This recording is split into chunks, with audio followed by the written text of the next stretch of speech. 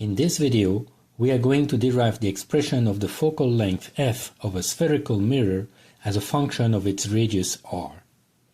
This assumes that we work in the approximation where only a small portion of the mirror is used, or equivalently, the mirror's curvature is mild. This implies that the angle alpha that is shown on the figure is small, typically smaller than 15 degrees, but on the figure we use a relatively large angle so that we can see what we are doing. The approximation that we are using also implies that tangent alpha is almost the same as sine alpha. This can be easily seen on the unit circle.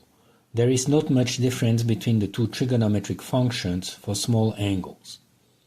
So, to determine the focal length as a function of the radius, we start by tracing an incident ray that is parallel to the optical axis. This ray forms with the radius that is shown an angle theta I, which is by definition the incident angle because the radius is by definition normal to the surface of the mirror. Now, by definition of the focal point f, the reflected ray must pass by that point, and from the law of reflection, we know that the reflected angle must be equal to the incident angle, so theta r equals theta I.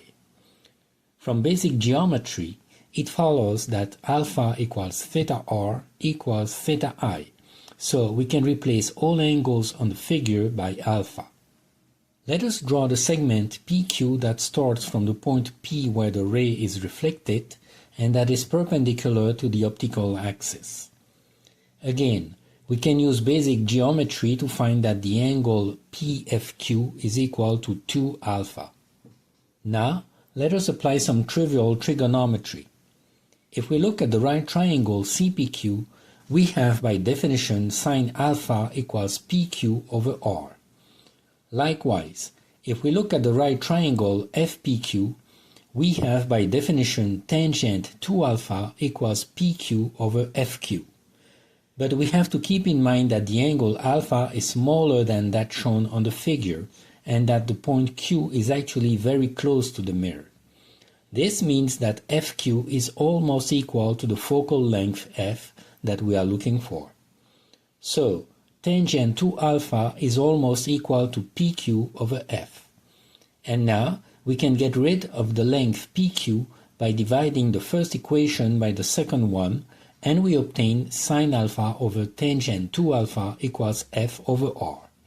So, let's copy our equation here.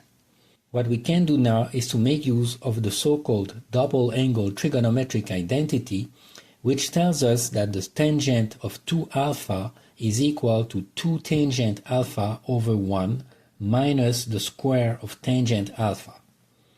But alpha is small, and therefore tangent alpha is small too. And if we take the square of a small number, we get a number that is even smaller. So the square of tangent alpha is negligible compared to 1, and the expression simplifies greatly. Tangent 2 alpha is almost equal to 2 times tangent alpha. But we saw at the beginning that tangent alpha is almost equal to sine alpha, so the conclusion is that tangent 2 alpha is almost equal to 2 times the sine of alpha.